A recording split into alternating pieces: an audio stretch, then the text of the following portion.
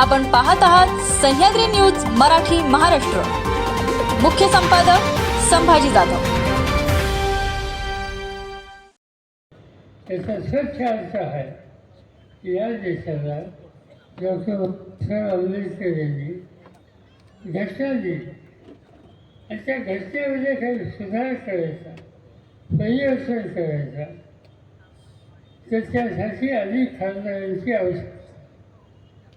आज देशात तुम्ही म्हणत नाही की बाबासाहेबांच्या घटनेला काही दुरुस्ती करण्याची आवश्यकता आहे। मग मोदी साहेबांचाच हा विचार का होता? त्याच्यामध्ये काय होतं मी सांगू शकत नाही, पण जे होतं ते देशाच्या लोकशाहीच्या दृष्टीने घातक होतं। आणि म्हणून आम्ही सगळ्यांनी ठरवलं की यावेळी लोकसभेची निवडणूक एकत्रित राहावी। ठिकठिकाणी विचारविनिमय करून उमेदवारांची निवड करायची आणि काही झालं तर संविधानावर धक्का न बसेल अशी स्थिती करायची असेल तर जास्तीत जास्त लोक निवडून आणायचे आणि मोदी साहेबांचा 400चा नंबर हा खाली कसा आणता येतो प्रयत्न करायचा। ठिकठिकाणी आम्ही संघटन केलं। महाराष्ट्रामध्ये महाविकास आघाडीची संस्था केली, जागांची वाटणी केली, अधिक जागा मागायच्या नाहीत हा विचार केला आणि महाराष्ट्राच्या जनतेच्या समोर मला असंच आहे की शाहू महाराजांनी उभं राहावं हा आम्हा सगळ्यांचा आग्रह होता। राजकारणामध्ये सहसा पण सध्याची त्याची भूमिका नसते, पण देशाची गरज आणि आम्हा सगळ्यांचा आग्रह, त्यामुळं शाहू महाराजांनी सुद्धा तुमच्या भागातून कोल्हापुरातून निवडणूक लढवायला सहमती दिली आणि मी तुम्हा सगळ्यांना धन्यवाद देतो की मोठ्या मतांनी त्याला तुम्ही विजयी केले। महाराष्ट्राचे 30 वर्ष या महाराष्ट्रामध्ये 5 वर्षापूर्वी काँग्रेसचा एक खासदार आला असता आणि आमच्या राष्ट्रवादीचे 4 खासदार असतात। एकंदर संख्या किती 48 आणि 48 मध्ये 5 आणि या निवडणुकीमध्ये आम्ही एकच आलो। तुम्हा लोकांची भेट घेतली, तुम्हा लोकांची सुसवा साधला आणि तुम्ही लोकांनी मदत केली, त्याचा परिणाम 48पैकी 31 जागा निवडून आणण्याच्यासाठी आम्हा लोकांना हे झालं।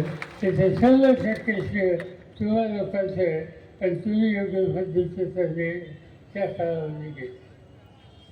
ही निवडणूक होऊन गेली। खरं म्हणजे तर मोदी साहेबांना त्यांचं सरकार बनवलं तेवढं सोपं नव्हतं।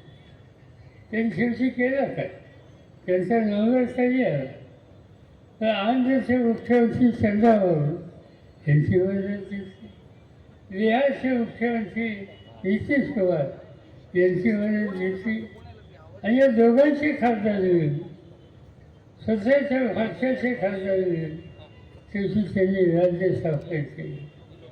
ठीक आहे, त्यांच्याकडे नंबर आहे, आमची काही तक्रार नाही, पण आम्ही जागेवर आणि चुकीची गोष्ट होऊन देणार नाही। आज पार्लमेंटमध्ये आम्ही सगळे बसतो, शाहू महाराज बसतात, मी राज्यसभेत बसतो आणि त्या ठिकाणी कोणत्या चुकीचा निर्णय आम्हा लोकांच्या किंवा देशावर आणण्याचा प्रयत्न मोदी साहेबांच्याकडे होत असेल तर तो आम्ही कधी होऊन देत नाही आणि ते घडू शकतो, पण तुम्ही लोकांनी आमच्या बाबी सक्ती होईल हा आपल्या सगळ्यांचा लोकसभेचा राज्यसभेचा अनुभव। असा निवडणूक आली महाराष्ट्र।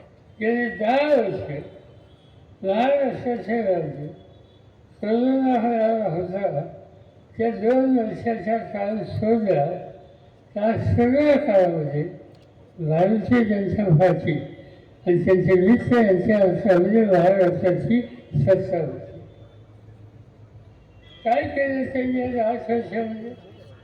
कोणत्याही भारत संस्कृतीमध्ये अनेक गोष्टी ज्याच्याकडे लक्ष द्यायची आवश्यकता होती त्याच्याकडे त्यांनी दुर्लक्ष केलं. पण कालच्या लोकसभेमध्ये त्यांना जो फटका बसला त्याचा परिणाम लोकांना आपल्या बाजूला वळत राहील यासाठी काही लोकप्रिय होणाऱ्या योजना देशायची का याचा विचार त्यांनी केला. आणि पहिली योजना काढली माझी लाडकी बहीण आणि त्या लाडक्या बहिणीला महिना पगार. काही हरकत नाही, माझी काही तक्रार नाही. तुमच्या माझ्या मुलीला बहिणीला सरकार 1500 रुपये देत आहे ते तक्रार करायचं काही कारण नाही. पण एकदम हे बहिणीचं फेल का आलं? लोकसभेत त्यांनी फटका दिला म्हणून बहीण असते त्याच्या बहिणीची नोंद त्यांनी घेतली नसते. आज त्यांनी ही योजना काढली पण वस्तू ही ठीक आहे.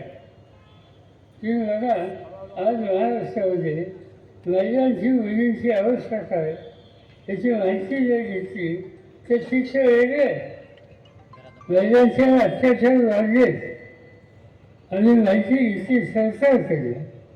गेल्या 2 वर्षामध्ये महाराष्ट्रामध्ये महिला अत्याचाराची संख्या 37,341 एवढी आहे. तुम्ही लक्षात घ्या, 37,341 महिलांच्यावर 2 वर्षात अत्याचार होऊ शकतात.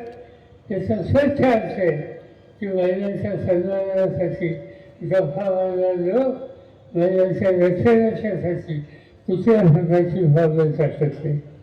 जो आपला असला महाराष्ट्रात महिलांच्या अत्याचाराचा आहे त्याच्या तक्रारीचा आहे पोलीस स्टेशनला त्याची नोंद आहे त्याची माहिती घेतली तर 2 तासाला 5 महिलांच्यावर अत्याचार झाला अशा तक्रारी पोलीस स्टेशनच्या दिसतात. एवढंच नाही तर आणखी एक समस्या आहे महिलांच्या बाबतीत तुमच्यावर महाराष्ट्रामध्ये आणि ते म्हणजे मुली पळून नेल्या त्या बेकार त्यांना त्याचा फटका लागत नाही अशी स्थिती. आणि त्या दृष्टीने प्रयत्न केला माहिती गोळा करायची. आज काय दिसतंय